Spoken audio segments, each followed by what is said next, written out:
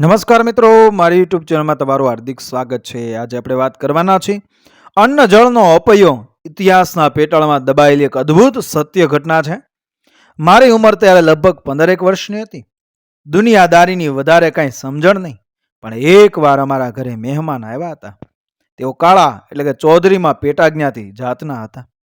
જ્યારે હું પાણીનો કળશિયો એટલે કે લોટો લઈને એમને પાણી પાવા ગયો, ત્યારે તેમણે મને ના પાડી દીધી. તેઓ પોતે પોતાની સાથે પાણી લઈને આવેલા હતા અને એમણે એ જ પાણી પીધું. મને આ રહસ્ય જાણવાની તાલાવેલી થવા માંડી કે અમારા પાણીમાં વળી શું તકલીફ હશે, પણ મહેમાનની હાજરીમાં સવાલ કરીને તોછડાઈ ન કરાય એવા સંસ્કાર હોવાથી હું રોકાઈ ગયો. પણ મનમાં એક જ નિર્ણય કર્યો કે આ મહેમાન જાય પછી સૌથી પહેલા મારે આનું કારણ જાણવું છે. થોડો સમય રોકાઈને તેઓ અમારા ગામના સીમાડે આવેલા એક ગૌચર, જેને સૌ રાસુરજીનું ગૌચર તરીકે ઓળખે છે, ત્યાં ગયા. ત્યાં જઈને એમણે રાસુરજીના પાળિયાનું પૂજન કર્યું અને પછી રવાના થયા. તેઓ જેવા નીકળ્યા કે તરત જ મેં મારા પિતાને પ્રશ્ન કર્યો, બાપા, આ લોકોએ આપણા ઘરનું પાણી શું કામ ન પીધું? ત્યારે મારા પિતાજીએ મને સમજાવ્યું, બેટા, એમને આ ગામના અન્ન જળનો અપયો છે. આ શબ્દ મારા જીવનમાં પહેલી વખત મારા કાને પડ્યો હતો. મેં તરત જ બીજો પ્રશ્ન પૂછી નાખ્યો, આ અપયો શું છે? ત્યારે મારા પિતાજીએ કહ્યું, બેટા, તારે જાણવું હોય તો એક કામ કર કે સાંજે વાળું પાણી કરીને આવજે, તને બધી માંડીને વાત કરીશ. હું સાંજ પડવાની વાટ જોતો રહ્યો. સાંજ પડી એટલે હું સૌથી પહેલા ગરથારની ચોગાનમાં મારા બાપુજીના ખાટલાની પંગતે ગોઠવાઈ ગયો.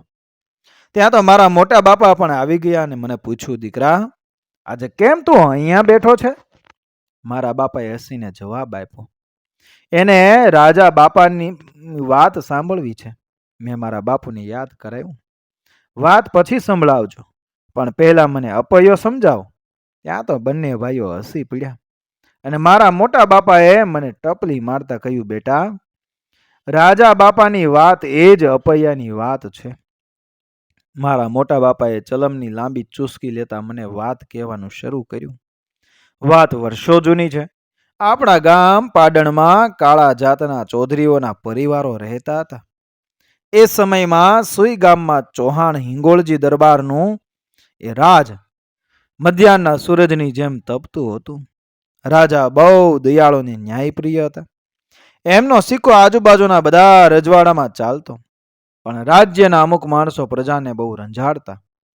કોઈની હિંમત નહોતી કે દરબારગઢ સુધી પોતાની ફરિયાદ પહોંચાડી શકે, કારણ કે દરબાર સુધી પહોંચવા માટે આ માણસોની જ પરવાનગી જોઈતી. એટલે રાજા સુધી આ અત્યાચારોની વાત પહોંચતી નહીં. આ માણસો રાજભાગ એટલે કર લેવાના બહાને ગામમાં આવે, રોકાય અને મદિરા પાન તથા માંસાહાર કરે. ગામમાં ઘરોઘર વારા બાંધેલા કે આ દિવસે એમને જમવાનું ફલાણાના ઘરેથી આવશે, એટલે ઘરેથી એમને કોટડે એટલે કારભારીનો ઉતારો પર ભાત મોકલવું પડતું. લગભગ બધા દરબારના માણસો પણ વજીરના વગદાર હતા. એમાં એક દિવસે ભાતનો વારો રાજા ચૌધરીના ઘરે હતો. રાજા ચૌધરી પોતે ખેતરે સાતીડું લઈને વહેલી પરોઢે નીકળી ગયા હતા. ઘરે તેમના ધર્મપત્ની ગંગાબેન હતા. ખાનદાની ખોરડાની દીકરી, મર્યાદાની મૂર્તિ સમાન અને બબ્બે કુળને ઉજળા કરે એવી બાઈ હતી. આજે દરબારના કારભારીને જમાડવાનો વારો હતો, એટલે બાઈ સવારના પોરથી ઝડપથી ઘરનું કામ પતાવીને વાટ જોતી હતી કે વજીરનો કોઈ માણસ ભાત લેવા આવે તો એને આપીને હું મારા ધણીનો ભાત લઈને ખેતરે ઝટ પહોંચી જાઉં, કારણ કે બિચારા સવારના શિરામણ કર્યા વગર સાતીડું લઈને નીકળી ગયા છે, ભૂખ્યા થયા હશે. આવું તે મનોમન વિચારતી હતી. બપોર થવા આવ્યા, પણ વજીરનો કોઈ માણસ આવ્યો નહીં. એટલે ગંગાબેને નક્કી કર્યું કે લાવો ને પહેલા મારા ધણીને રોટલો પહોંચાડી આવું અને પછી વજીરને ભાત ભરી દો. આવું વિચારીને પોતે ઘરેથી ભાત ઉપાડીને હજી તો ઘરના ઝાપાની બહાર પગ મૂક્યો, ત્યાં નશામાં ચકચૂર વજીર આવી ચડ્યો. તે સીધો અપશબ્દ બોલવા લાગ્યો, ગામ ધણીનો માણસ ભૂખ્યો છે અને એને પહેલા તું તારા ધણીનું ભાત લઈને કેમ નીકળી ગઈ? બાએ ધીરજથી જવાબ આપ્યો, બાપુ બાપુ, હમણાં જ ભાત પહોંચાડીને વળતી થાઉં છું. આપ ઢાળિયામાં આરામ કરો, ત્યાં સુધી હું હમણાં જ આવી. પણ નશામાં ચકચોર રાક્ષસી વૃત્તિનો વજીર ન સમજો અને ક્રોધમાં આવીને બાઈના પેટ પર જોરથી પાટું માર્યું. બાઈને પેટમાં 4 માસનો ગર્ભ હતો. પાટું વાગતા તે નીચે પડી ગઈ ને ત્યાં જ કસ ઉવાવડ થઈ ગઈ. વજીર થોડો ગભરાયો અને ત્યાંથી ભાગી ગયો. જ્યારે બાઈ ભાનમાં આવી ત્યારે તેણે જોયું કે ન થવાનું થઈ ગયું છે, પણ હવે કરવું શું? એણે ગર્ભને કપડામાં વીંટળીને ખેતર તરફ દોટ મૂકી. આજે એનું ખેતર એને 100 ગાઉ જેટલું દૂર લાગતું. માંડ માંડ ખેતરના શેઢે પહોંચીને તે જમીન પર ઢળી પડી. ખેતરમાં સાતીડું આગતા એની ધણીની નજર પડી કે મારી ઘરવાળીને અચાનક શું થઈ ગયું. એ દોડતો આવ્યો. એણે જોયું તો કપડાં લોહીમાં લથબથ હતા. તે બેબાકળો થઈને બોલી ઉઠ્યો, આ બધું શું છે? બાઈએ પીડા દબાવીને તૂટતા અવાજે બધી વાત કરી. સાંભળીને રાજા ચૌધરીના રૂવાડા ઊભા થઈ ગયા. તેને થયું, હું તો ધરતીનો છોરું, ખેડૂતનો દીકરો છું. જો હું હથિયાર ઉપાડીશ તો મને કોઈ સાથ નહીં આપે અને આટલો અત્યાચાર સહન કરીને મારાથી જીવાશે પણ નહીં. તે મનોમન આજીજી કરવા માંડ્યો. હે દાદા મૂળેશ્વર, તું કંઈક રસ્તો બતાવજે. એણે પોતાની ઘરવાળીને કહ્યું, ભાત અહીં મૂકી દે અને તું ઘરે જા, હું રોટલો ખાઈ લઈશ. એમ કહીને પોતાની ઘરવાળીને શેડા પાડોશીને બોલાવીને ગાડામાં બેસાડી ઘરે મોકલી દીધી. પછી તેણે ઘૂંસરીથી બળદને છોડી મૂક્યા. પોતે જે વાસણમાં ભાત લાવેલો તે ભાત વાડમાં વેરી દીધું. વાસણ ખેતરની વચ્ચે ઉભેલા ઢૂલાને એટલે કે ઝાડના ઝાડ નીચે કેળ સમાણો ખાડો ખોદીને દાટી દીધું. પછી ઘવાયેલા હરણની જેમ તેણે દાદા મૂળેશ્વરના દેવળ સામે દોટ મૂકી. ત્યાં જઈને ચોધાર આંસુએ કરગરીને રડી પડ્યો. હે દાદા, આ સંસારમાં મારા જેવા ગરીબનું કોઈ નથી. મને ખબર છે કે તું આવા કળિયુગમાં તરત પરચો નહીં આપે, પણ આવા અત્યાચારો વચ્ચે મારાથી હવે નહીં જીવાય.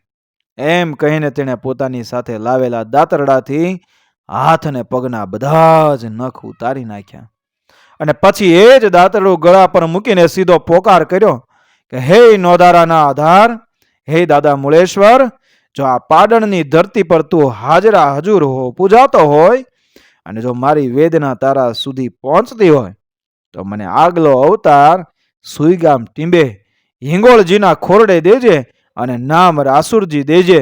તો તમે મારી કમળ પૂજા સ્વીકારી હોય તો મને આ જન્મની યાદી કરાવજે. એમ કહીને તેણે દાતરડાનો ઘા ગરદન પર કર્યો અને રાજા કાળાએ કમળ પૂજા કરી. આખા મલકમાં હાહાકાર મચી ગયો, પણ વજીરોએ સાચી વાત દરબાર સુધી પહોંચવા ન દીધી. ચૌધરી પરિવારોથી આ અન્યાય સહન ન થયો અને બધા ગામના અન્નજળનો અપહ્યો લઈને ગામ છોડી ગયા. પણ રાજા બાપાની પત્ની ગંગાબાઈ ન માન્યા. એમણે ટેક લીધી કે હું મરીશ તો આ ધરતી ઉપર અને બળીશ તો આ મૂળેશ્વરના સ્મશાનમાં જ રાખ થઈશ. પણ જ્યાં સુધી મને ન્યાય નહીં મળે ત્યાં સુધી હું રોજ એ ભોળિયાના આગળ જઈને પૂછતી રહીશ કે ક્યાં છે તારો ન્યાય. આ વાતને લગભગ 30 વર્ષ વીતી ગયા. નવી પેઢીના માણસોને આવી વાતો પર વિશ્વાસ નહોતો આવતો.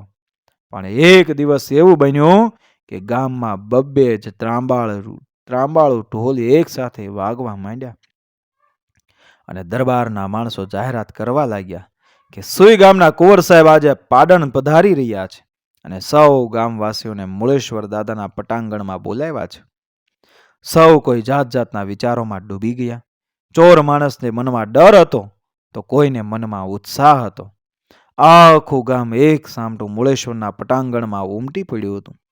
સવા પોર દિવસ ચડ્યો હશે ત્યાં તો ઘોડાની બગડાટી એ સંભળાય.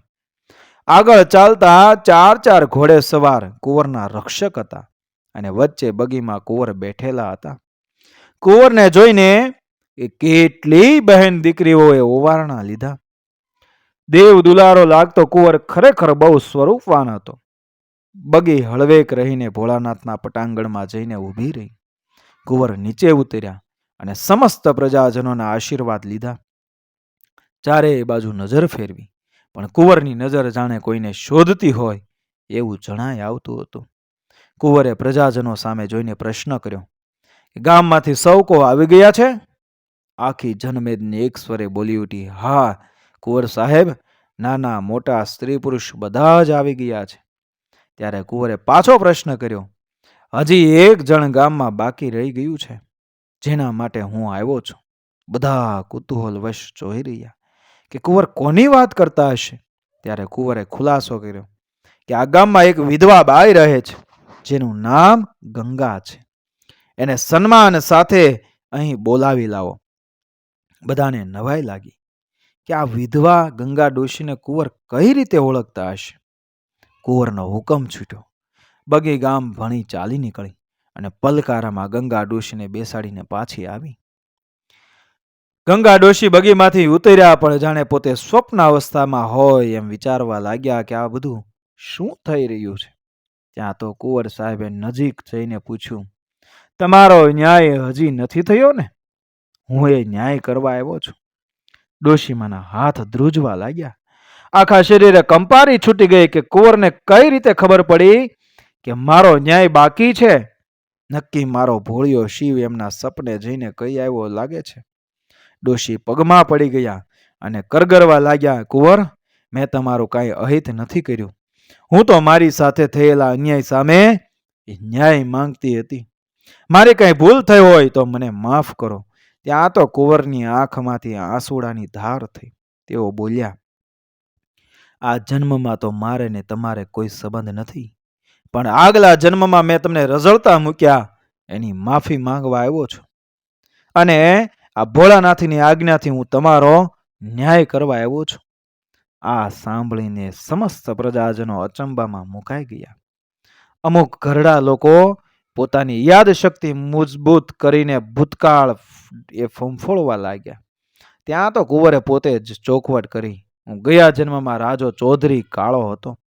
આજથી 30 વર્ષ પહેલા આ ભોળાનાથના મંદિરમાં મેં કમળ પૂજા કરેલી અને હિંગોળજીના ખોરડે જન્મ માગેલો. મારું નામ કુંવર રાસુરજી. ગયા જન્મમાં મારી સાથે થયેલા એ અન્યાયનો ન્યાય કરવા આવ્યો છું. એ કાળમુખા પાપિયા વજીરોને અહીં હાજર કરો. કુંવર રાસુરજીની આંખમાં અગન જ્વાળા દેખાય.